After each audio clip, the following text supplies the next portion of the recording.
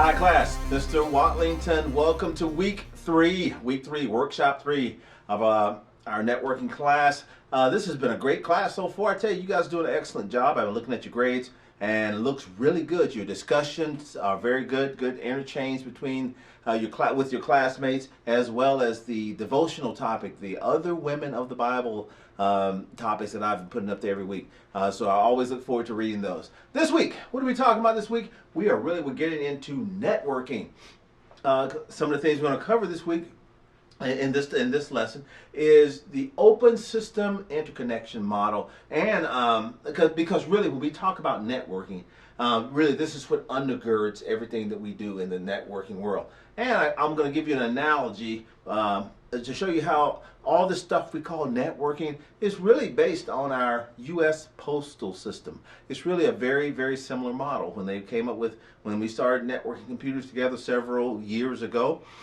That's what we pretty much used as a model of how to move data, how to move traffic, how to move messages and email based on a system that had been around for hundreds of years prior to that, the U.S. postal system. So we're going to walk through that. Like I say, so in this workshop, here's some of the activities you're going to work on this week. You're going to connect up a computer to a network. You're going to install and configure a SOHO, small office, home office router, install network hardware. You're going to build some cables. So the things, but I want to really work with this week on is understanding some of the concepts behind this from that perspective as well. So when we think about that, that's why I say you got to we start with this OSI model. Now I know a lot of people, oh, OSI model, we don't want to talk about that, but really it helps frame the concept of what's going on within this network. Okay, and it's a language, like I said, it's a common language to describe how to describe a network, and it's a really good troubleshooting tool also. If you're having problems, you kind of know where to look in the stack, as we call it, for where the problem could be. So when we think about this, okay, let's look at it from this perspective.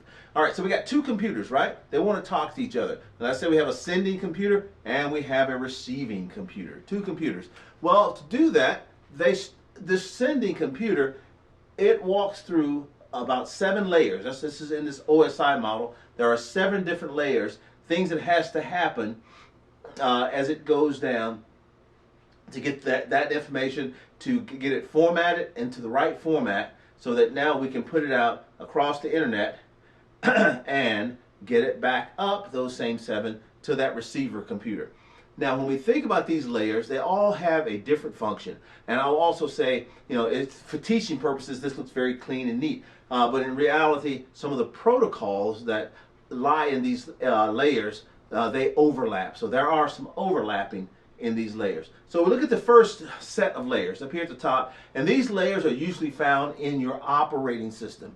When we're talking about layer 7, layer 6, layer 5, and layer 4. Now these are like we talk about the higher level layers compared to the bottom 3, our lower level. So what happens here in layer 7, this is actually what gets your information ready. Okay, this is what really, these are the protocols that talk to the user applications on your computer. So let's say if you had Microsoft Word, right? Or yeah, let's use Word, and you want to send a email with a Word attachment, right, with a document attached to it. Well, what prepares that Microsoft email and Word are the protocols that's associated with layer 7. For instance, if you want to send this across the internet, well, HTTP, Hypertext Transfer Protocol, and hopefully everybody's using the secure version of that protocol. That is what actually now prepares your information or your computer to be able to talk to Internet Explorer or Google or whatever the internet service that you are using. That's what does that. So this is what this layer 7 does. It actually lies right up underneath all of you within your operating system. It just kind of sits right there underneath your user applications and other applications, and it prepares these things to go down. Then it takes it to layer 6, what we call the presentation layer. Now, presentation layer, what this does, it prepares your information so that when it gets to the other end, this can recognize it. If if I just had a bunch of text or data, and I sent it, this computer over here would not know how to recognize it. But if I format this in a format and call it a .docx, like a Word document, then it knows what to do with it. So you'll see protocols here like MPEG and JPEG.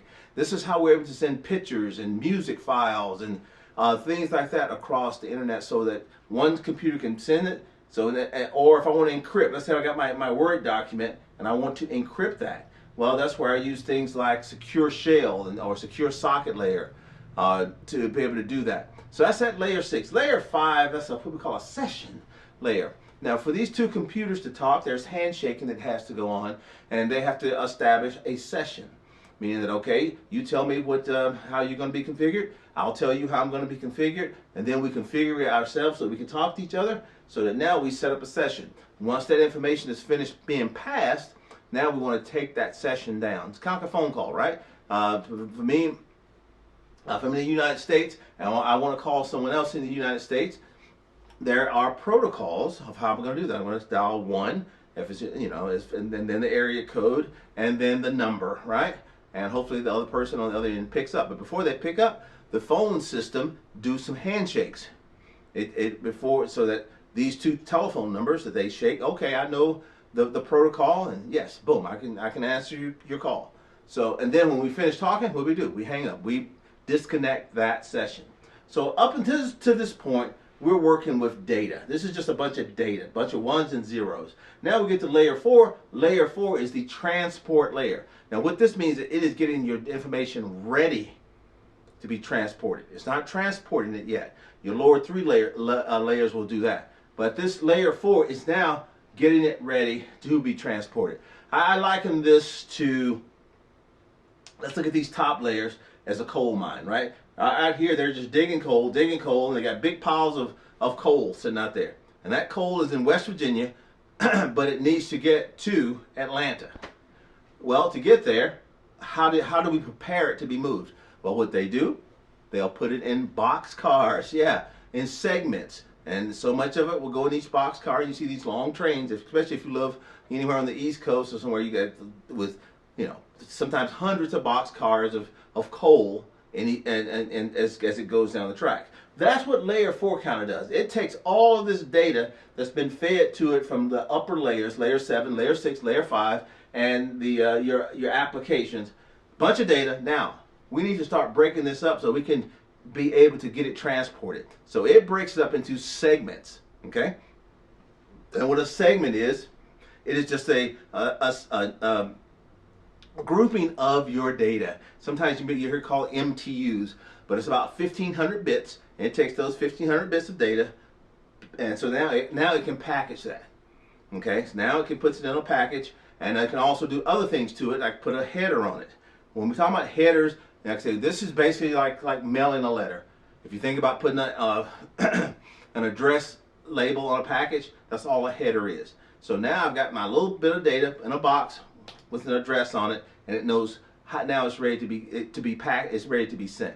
So that's what these upper layers do. The layer 4, 5, 6, and 7. Now think about this box. I've got it packed, or the train, right? I've got all this coal in these boxes, in these box cars, but the engineer don't know where to go. Okay. And with the rail system, a little bit easier because you're on a track. But still, they have to be able to route that train to where it needs to go. And that's what layer 3 does. Layer 3 does your routing. So now this train, it gets to a depot where now you got multiple tracks, and you know the engineers and they can make it switch tracks to go where it needs to go.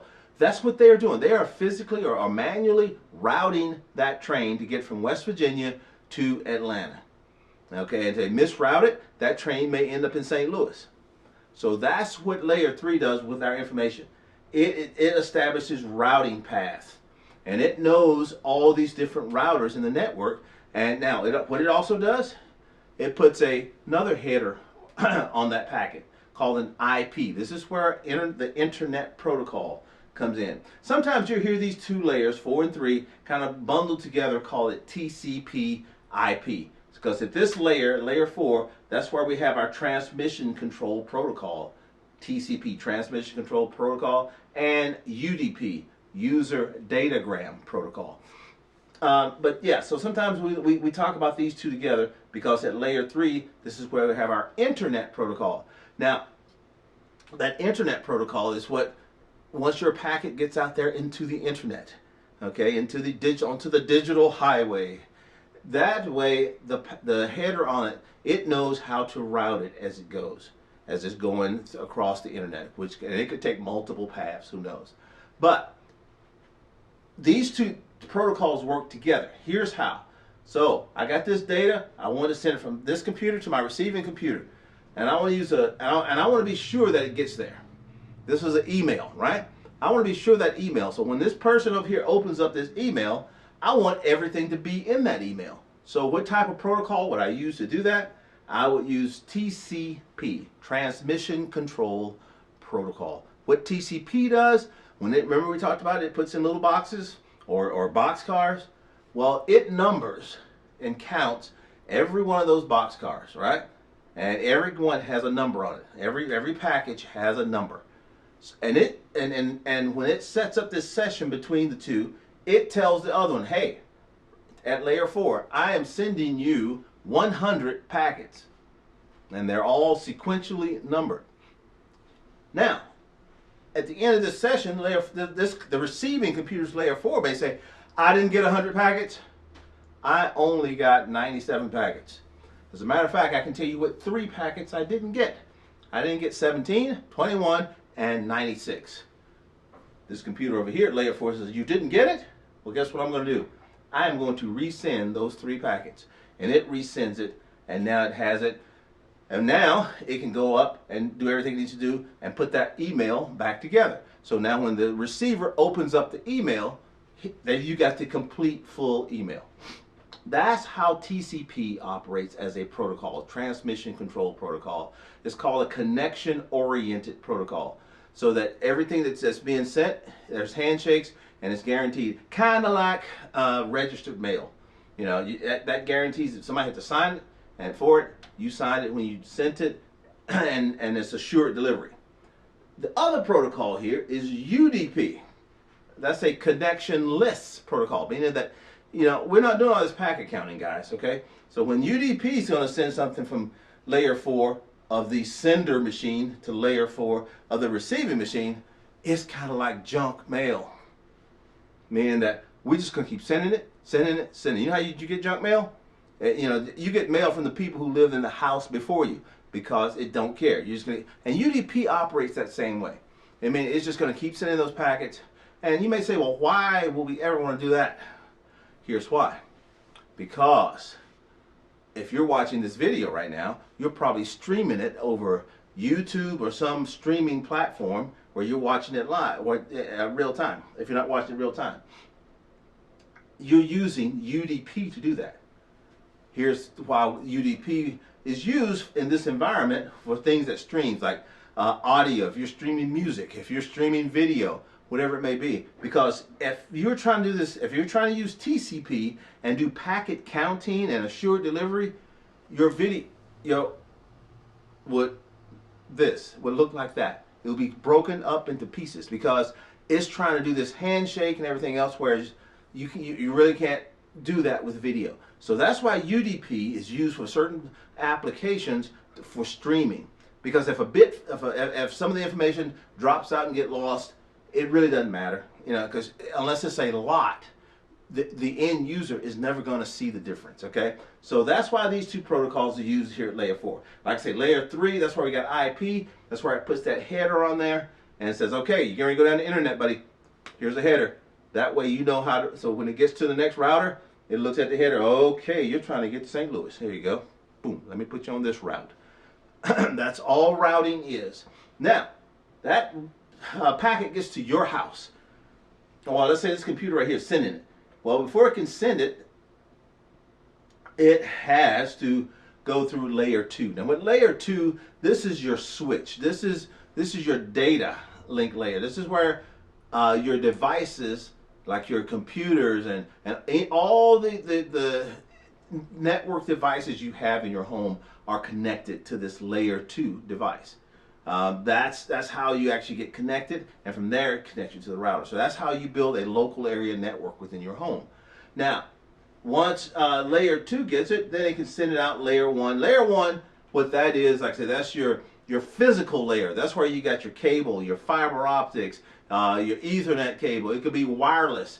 It could be 5G, 3G, 4G, 5G, cellular. This is how your ones and zeros actually get out there.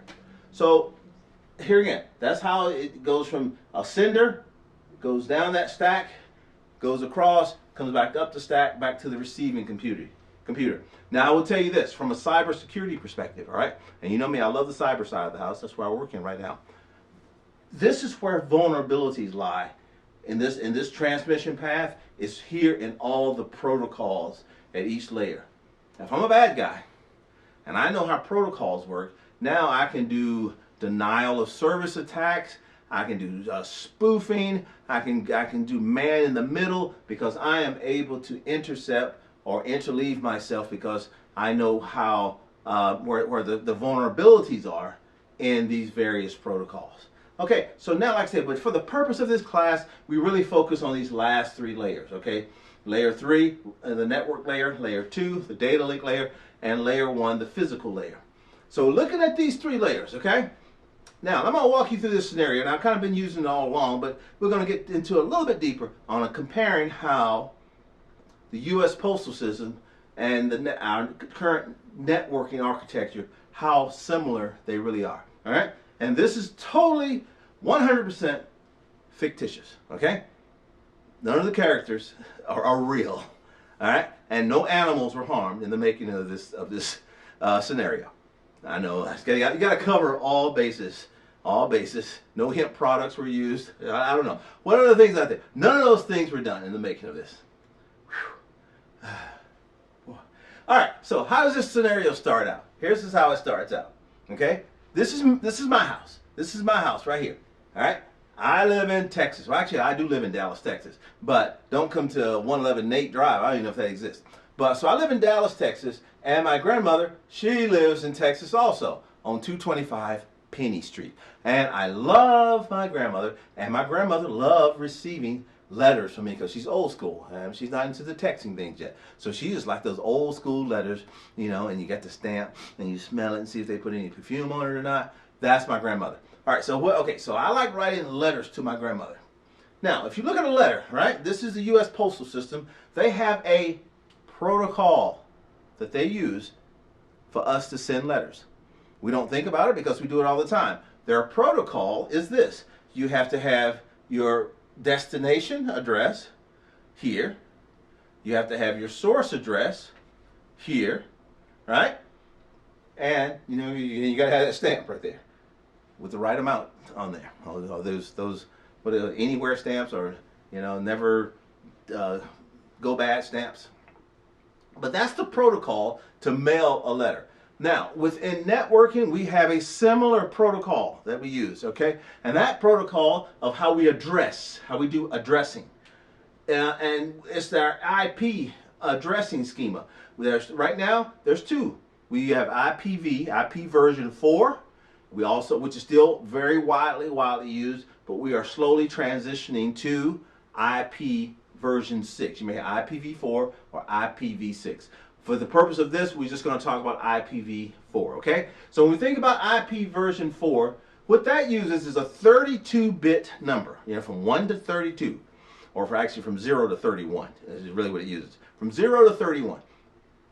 But those 32 bits, that's how many fields, or how many you have, of ones and zeros, because it's binary. We're talking binary, that you can set up an IP address with. Now, what we do, we take those 32 bits and we break them up into 4 groups. 4 groups, and each of the group would have 8 bits. So we got 4 groups with 8 bits, okay? And each of these groups of 8 we call octets. Octal, 8 octets. So we got 4 groups of 8. And what that is for It has nothing to do with the computer. The computer, the network, the routers, it doesn't care. This is for us humans. Why? Because if we had to memorize a 32-bit stream of numbers for addressing, that would get pretty arduous. So then what we do, we take these octets, and they're all still binary. Like I said, all we did was take that one thing and broke it up, the 32-bit, broke it up into 4 octets, and then we do a conversion. Okay, we do a binary to decimal conversion, what we call dotted decimal. So what we do is convert each of the octets separately. So I'm not going to get into binary conversion. That's another part of the class, or another class later on. But just kind of trust me on this. If I convert this right here, 11000000, it becomes 192. Likewise, this octet convert, it becomes 168. This octet is 1. This octet converts to 15. So that's, you've heard that the way people talk about IP addresses. 192.168.1.15, right? That's a much easier way for us humans to communicate to each other, as opposed to 110000001010111000. You know, enough of that. So you see it. If you ask me my IP address and I try to give you that string, you go crazy. But if I gave you 192.168.1.15, gotcha, right?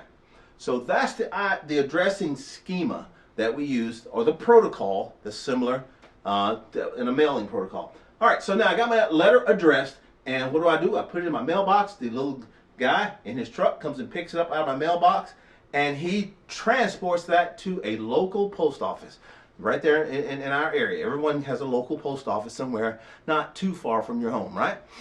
So that right there, think about that. Now just transporting this from point A to point B is similar to the physical layer. That's layer 1. Okay, layer 1 in the mail system is the highways and the roadways. Layer 1 in our network environment, that is your copper cable, your fiber optics, your Wi-Fi, whatever it is. But all that is doing is getting information, your data. It's not even information, you're getting data from point A to point B. So now I've got it here, right?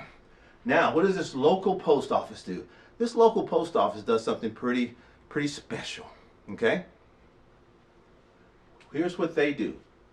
They look at the zip code of the destination address and the source address.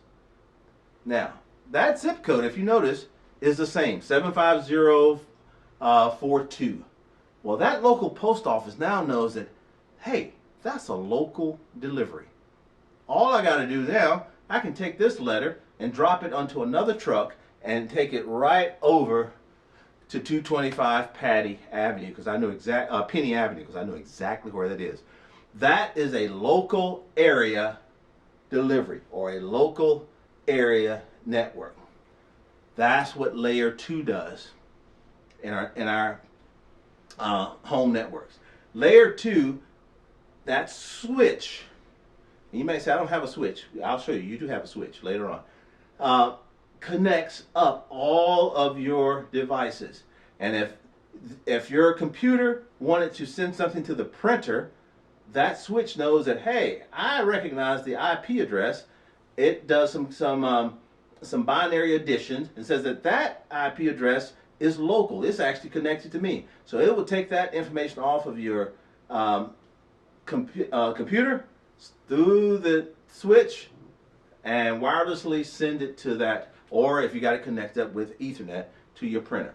You don't have to be connected to anything else. This switch doesn't have to be connected to the internet or anything else, and you can print. That, my friends, my students, my constituents, that is a local area network. Just like the mail system here, where they did a local delivery. All right? Good with that? But what happens next?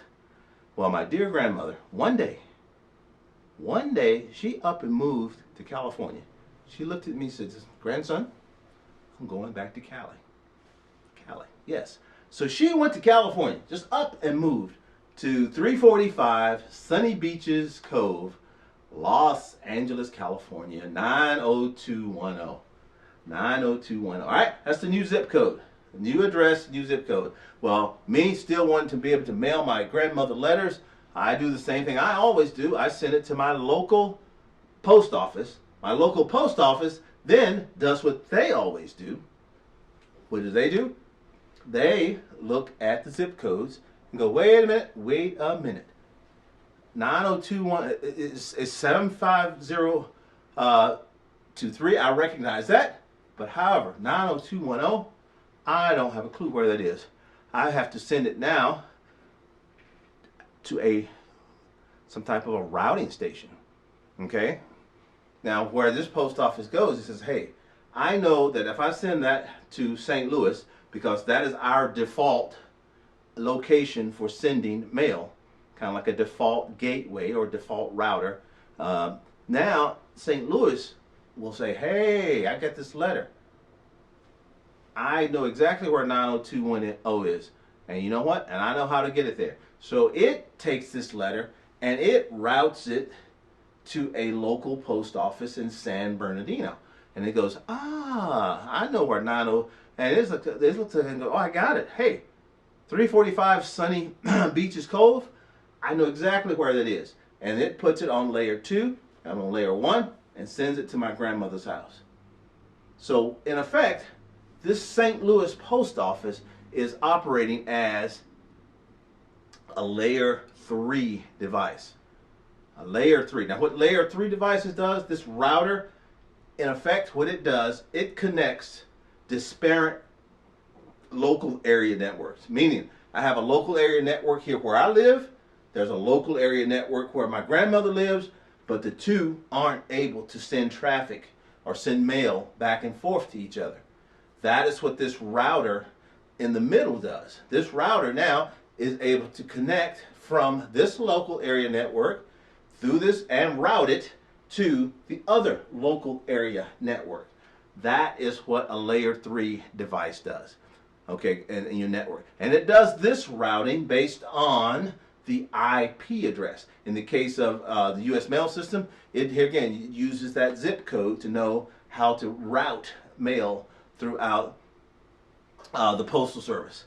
So we've got layer 2, our local area networks, and we've got a layer 3 device, which is part of we'll call it a wide area network, and we're going to talk about that a little bit more in a minute. Now, something else happens in the process of doing this. It's something, and it's important to know in our networking environment. It's called encapsulation and decapsulation. Here's what I mean. All right, so I take the letter that I'm going to write. Right, I write it, I handwrite it because she likes reading handwritten letters, and I put that letter inside of an envelope. And in effect, what I've done, I have encapsulated this piece of paper inside of an envelope. First stage of encapsulation. Now, when I take this, and when the postman comes and they grab this, they take my letter, put it into a mail bag, basically with a bunch of other letters. So now they've encapsulated my letter in a bag with other letters. To get to St. Louis, they take that bag and they put it on a pallet with other bags. So now what do I have? I have a letter encapsulated inside of an envelope with a header on it. That envelope is encapsulated inside of a bag with another label or a header on it, and that bag is encapsulated in a pallet with a label on it. And then when it goes, that is encapsulation.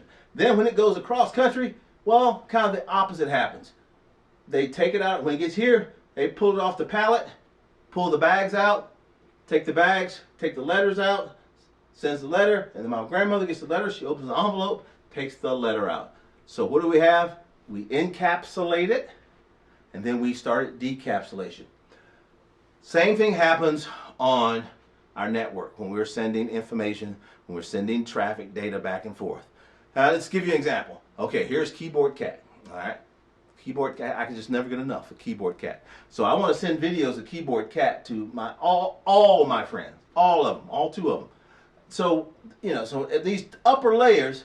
Layer 4 or 5, layer 4, 5, 6, 7, and 8. 8, there's no 8. 5, 6, and 7. These upper layers, we put an application header. So here's my video.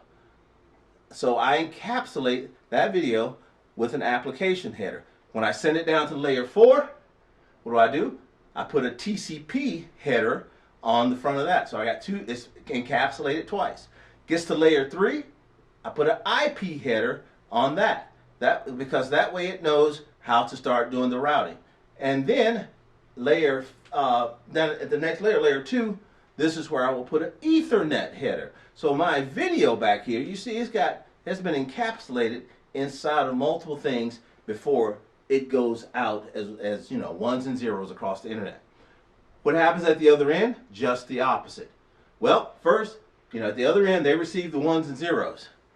Then what do? And when you go up to layer 2, they strip that header off. That Ethernet header gets stripped off and goes up to layer 3.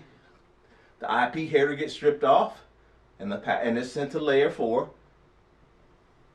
And you kind of see how it's going, right? TCP header gets stripped off, goes up through the next 5, 6, and 7, and then everyone is able to enjoy, both of my friends, that keyboard cat video. So we've talked about a lot of things here, right? Now let's take a look though with your home network. If you can remember that analogy we just finished up, especially those last 3 layers, the physical layer, the data link layer, and the network layer. Now let's apply this to your home network. All right, so we have 2 things that's working at the same time. You have local area network and you have wide area networks. Yeah, right there, going on your home. Here's what I mean. So if you look at here's your home devices, your computers, laptops, TVs, everything you want to get connected to the internet. To do that, you have a device that we call a router. Actually, that is actually a layer 2 and a layer 3 device. Here's what I mean. If you look at the back of most of your routers, you see it has 4 ports. LAN. Those are your LAN, your local area network ports. This is what connects up to your devices. And these could be connected up via cable or it could be connected up via wireless. But either way, that's connecting the local area network side, which is your layer 2 switching side.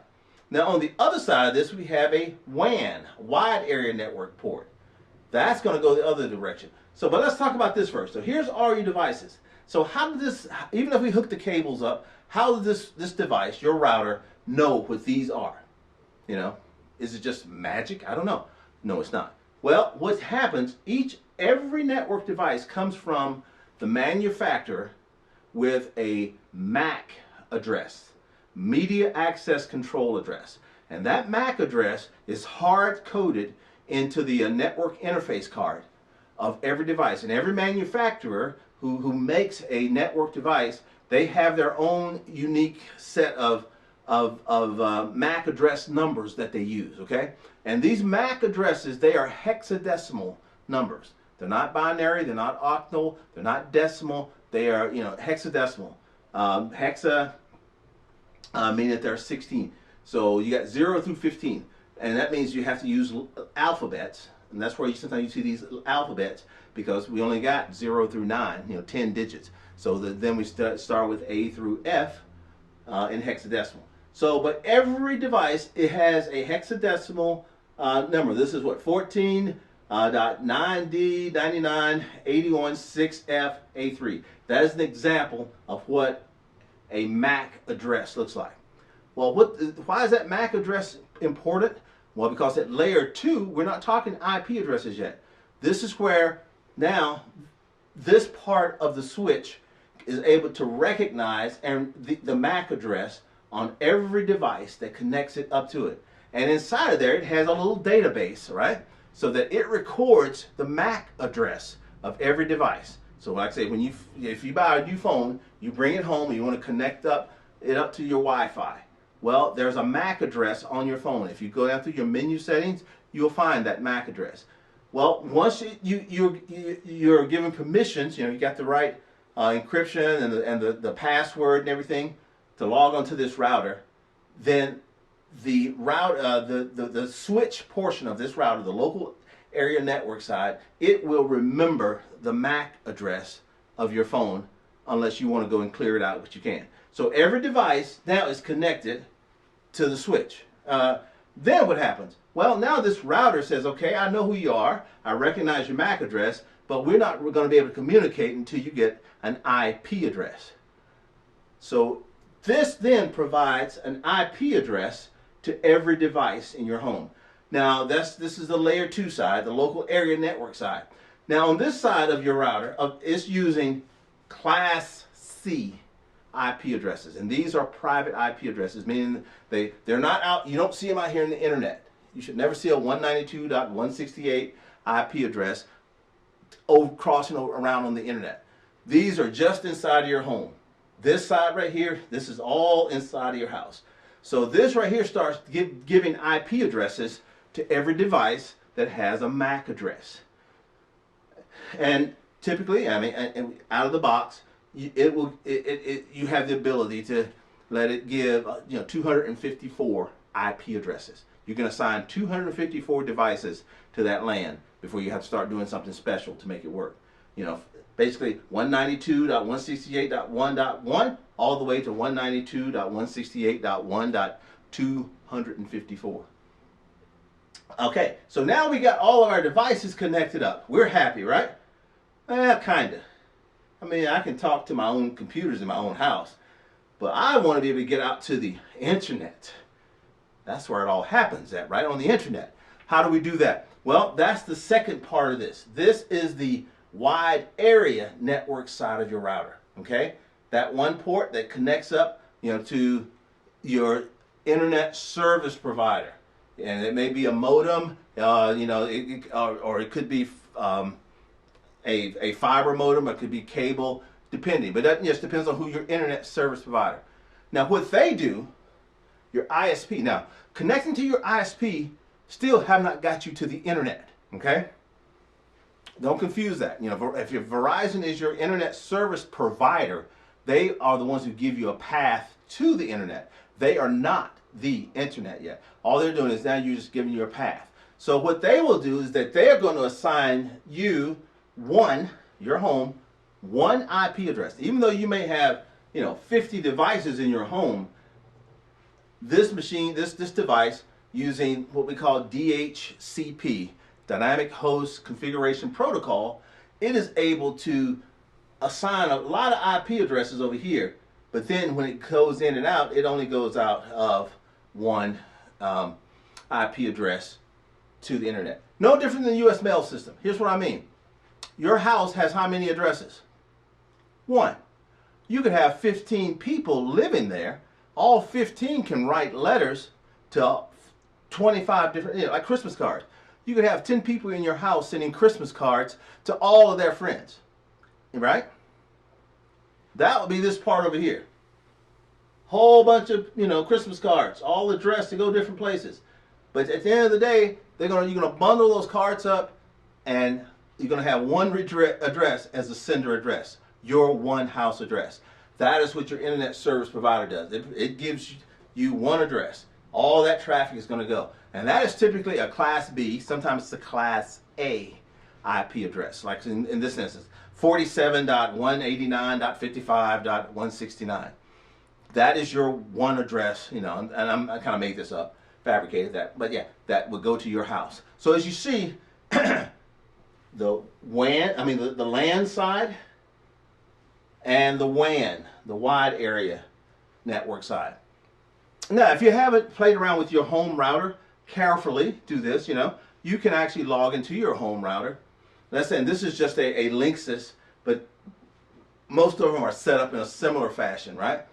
Here, this top part up here, where it says internet setup, that is your wide area setup. That's your wide area setup. And this is set up, here again, using automatic configuration. It means that it will allow your internet service provider to automatically assign it an IP address. This bottom half, this is your LAN section. This is your local area network. This sets up the IP addresses that's going to go out to all of your clients, all of your user devices. So that's what we're talking about, the difference between local area networks, wide area networks, and how they apply to your home or small office system. Okay, does that make sense? Now, one thing I did want to kind of circle back on, because you're probably still sitting there going, wait a minute, did he just say that my internet service provider is not the internet? Why am I paying them money? Well, what they do, they get you to the internet. It's like this. Think of the internet as Interstate 20, okay? Or Interstate 40, you know, or whatever the interstate near your house, Interstate 85, Interstate 95. Okay, that's the internet. That's just going back and forth, letting you get from point A to point B, right? Well, to get though, let's say if you were going to go to a amusement park, you know, Six Flags, and Six Flags is off of exit 427 on Interstate 95. Think of Six Flags as the World Wide Web. That is the service you want to get to. Think of exit 495 as your internet service provider. And think of the internet as, Interstate 95 as the internet itself. Likewise, for you to get onto the internet, onto the interstate, too many enters here. You have to, I don't know of any other way of getting onto the interstate except what? Using an on-ramp. And think of that on-ramp, you know, that exit, that on-ramp to get on as your internet service provider. They're the one that provides you the gateway to get to the internet. So that on-ramp, and how do you get off the interstate? If you're not, you know, totally drunk or something, you know, there's now in that case there's multiple ways of getting off of interstate. You don't want to try those though. But a normal sane person is going to take an off-ramp. You're going to exit. Again, internet service provider, that on and off ramp that gets you in and out. All right, so we covered quite a bit of topics today, didn't we? We talked about the OSI model, right? And how the protocols at different layers and how they work. And so if you got a sender who wants to get to a receiver and the protocols in between. And we covered protocols. Then we used an analogy to show you how the network that we use today is very similar, not the same, very similar to the U.S. postal system. Because it's all about transportation, how we transport. And then we showed you the differences between local area networks and wide area networks. All right, guys, listen, looking for a great week 3. Again, have any questions, comments, or anything, please feel free to reach out. Like I say, my contact information is on Blackboard in the portal there, okay? Hope this helped you out. God bless you. Have a great week.